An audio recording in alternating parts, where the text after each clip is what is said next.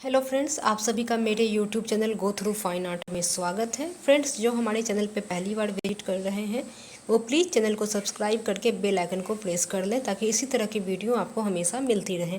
आइए फ्रेंड्स, आज हम स्टार्ट करते हैं कुछ इंपॉर्टेंट क्वेश्चन से।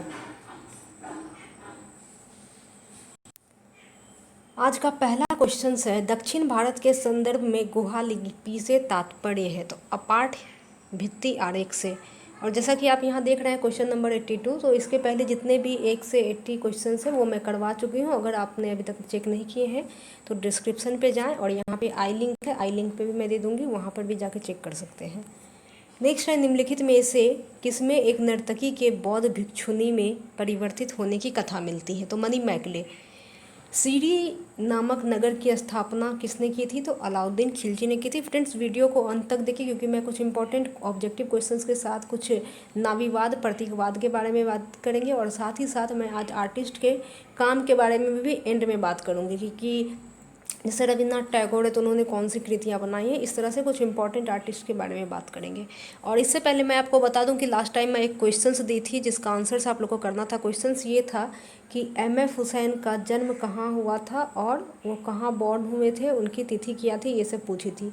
तो एम.एफ. हुसैन का जो बॉर्न हुआ है वो 1915 में हुआ है, सोलापुर में, महाराष्ट्र में, पंढरपुर में। 1915 में उनका जन्म हुआ है। कहाँ? महाराष्ट्र के सोलापुर, पंढरपुर में। तो एक लोग ने मुझे कमेंट किए थे, हार्दिक समथिंग, मैं उनका बार पता नहीं क्यों नाम भूल जाती हूँ।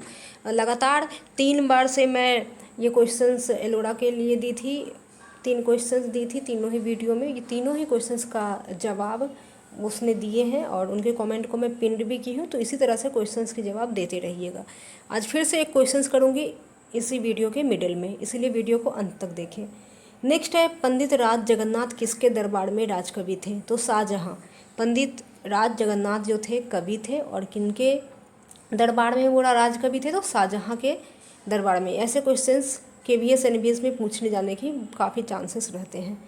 चित्रकला ख्वाजा मंसूर की इस निपुणता के लिए विशिष्ट ख्याति है। तो मंसूर आप लोग जानते ही होंगे, मिनिएचर पेंटिंग के आर्टिस्ट हैं जो कि वनस्पति तथा प्राणी चित्रकारी के निपुणता के लिए विशिष्ट ख्याति उनको प्राप्त है, ख्वाजा मंसूर को। नेक्स्ट है, सर्वप्रथम चोलकालीन स्वर्ण मुद्रा जिसका हमें ज्ञान है संबंधित है उत्तम चोल के शासनकाल से। सर्वप्रथम चोलकालीन स्वर्ण मुद्रा के बारे में पूछ रहा है तो उत्तम चोल के शासनकाल से। नेक्स्ट है, लोकप्रिय फिल्म लगान का निर्देशन किसने किया है। तो लोकप्रिय फिल्म लगान का निर्देशन आशुतोष गोबड़ीकर ने किया है। यहाँ पे हम एक क्वेश्चन आप लोग से पूछ रहे हैं, बहुत ही इंपॉर्टेंट है, एम.एफ. हुसैन को लेके ही मैं पूछूंगी। तो आज का क्वेश्चन ये है एम.एफ. हुसैन को लेके कि आपको ये बताना है कि एम.एफ. हुसैन को डी.लिट की उपाधि प्राप्त हुई है। ठीक है, एम.एफ. हुसैन को डी.लिट की उपाधि प्राप्त हुई है। आप लोग को ये बताना है कि डी.लिट की उपाधि किस वर्ष और कहाँ से उन्हें मिला है। ठीक है, किसी एक यूनिवर्सिटी से, किसी एक जगह से डी.लिट की उपाधि मिलती है तो आपको बताना है कि डी.लिट की उपाधि एम.एफ. हुसैन को कहाँ से मिली है और किस वर्ष में मिली थी। जल्दी जल्दी कमेंट करें अपने आंसर्स। नेक्स्ट है, महाकवि कालिदास रचित अभिज्ञान शाकुंतलम का हिंदी अनुवाद किसने किया। तो राजा लक्ष्मण सिंह ने, जो कि महाकवि कालिदास क्या लिखे थे, अभिज्ञान शाकुंतलम। तो यहाँ से 2 क्वेश्चंस निकल के आ रही है। सबसे पहले तो ये कि कालिदास के द्वारा अभिज्ञान शाकुंतलम लिखा गया था और उसका हिंदी अनुवाद किसने किया। तो राजा लक्ष्मण सिंह ने किए थे। नेक्स्ट है, महाराष्ट्र के विख्यात संत एवं समाज सुधारक थे। तो तुकाराम जो थे महाराष्ट्र के विख्यात संत एवं समाज सुधारक थे। अब हम बात करेंगे प्रतीकवाद के बारे में, जिसे हम इंग्लिश में सिंबॉलिज्म कहते हैं। जैसे आप लोग को याद होगा, नव प्रभाववाद, उत्तर प्रभाववाद और प्रभाववाद मैं आप लोग को करवा चुकी हूँ। आज मैं प्रतीकवाद और नारीवाद करवाऊँगी। तो वेस्टर्न भी साथ में लेके चल रहे हैं।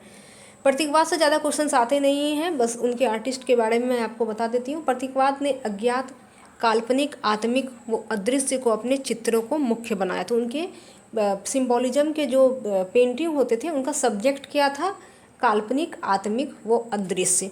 नेक्स्ट है नावीवाद, जिसे भी हम नावीइज्म के नाम से जानते हैं, नावीइज्म के नाम से जानते हैं, इंग्लिश में, हिंदी में नावीवाद बोलते हैं।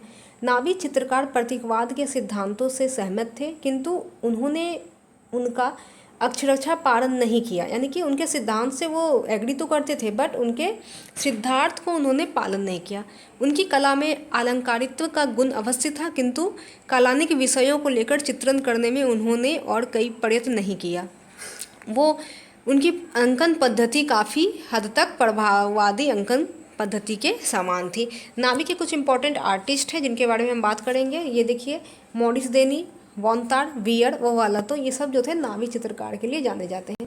अब हम बात करेंगे इंडियन आर्टिस्ट के आर्ट वर्क्स के बारे में। हमें भी देवी प्रसाद राय चौधरी के काम के बारे में बात करते हैं, देखते हैं कि उन्होंने कौन कौन से काम किए हैं। तो यहाँ पे देखिए कुछ इंपॉर्टेंट आर्टिस्ट है देवी प्रसाद राय चौधरी का। सबसे पहला काम है दी ट्रेवलर, तो आप लोग कॉपी कलम लेके बैठ सकते हैं और नोट कर सकते हैं। दी ट्रेवलर उनका सबसे इम्पॉर्टेंट काम है और पहला काम है। अब हम दूसरी काम के बारे में बात कर रहे हैं जो है दी लेप्चागर, जो मैं पहले भी आप लोग को बताई थी, दी लेप्चागर।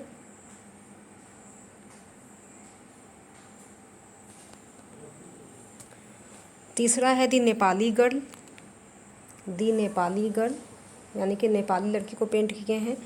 चौथा है ट्रायम्फ ऑफ लेबर, जो कि बहुत ही इम्पॉर्टेंट है और पहले वीडियो में बता चुकी हूँ, श्रम की विजय जिसे हिंदी में कहते हैं।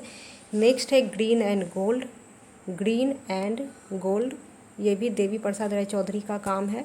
नेक्स्ट है आप लोग का after the Tempest, after the Tempest, तो यहाँ मैं लिखते जा रही हूँ ताकि आप लोग नोट डाउन कर लें। ये सारे काम जो मैं बता रही हूँ, ये सारे काम ही देवी प्रसाद राय चौधरी के हैं। उसके बाद है दी साल्वेशन, जिसे हम हिंदी में मोक्ष भी कहते हैं, दी साल्वेशन, ये भी देवी प्रसाद राय चौधरी के काम है। दी ब्रिज,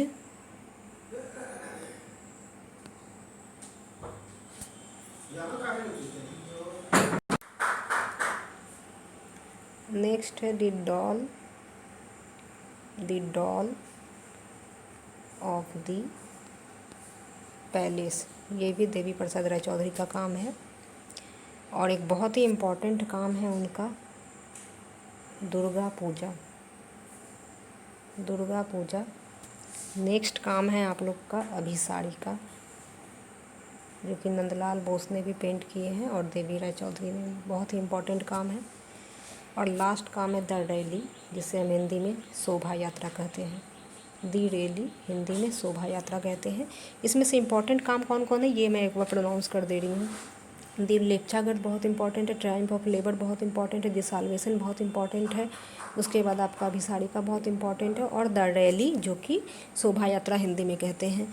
तो इतना मैं आप लोग को करवाई हूँ। आगे भी मैं छितेंद्र नाथ मजूमदार, रिजिथीन मित्रा, ये सारे ही चीज़ धीरे धीरे मैं आप लोग के सामने लेके आऊँगी। सारे आर्टिस्ट के काम के बारे में बताऊँगी, सारे आर्टिस्ट का जन्म कहाँ हुआ है, कौन सी उपाधि मिली है, सारे। और ख़ास करके देवी प्रसाद राय चौधरी पे मैं वीडियो पहले बना चुकी हूँ ऑब्जेक्टिव क्वेश्चन में, अगर आप उसे वॉच नहीं किए तो ज़रूर वॉच करें।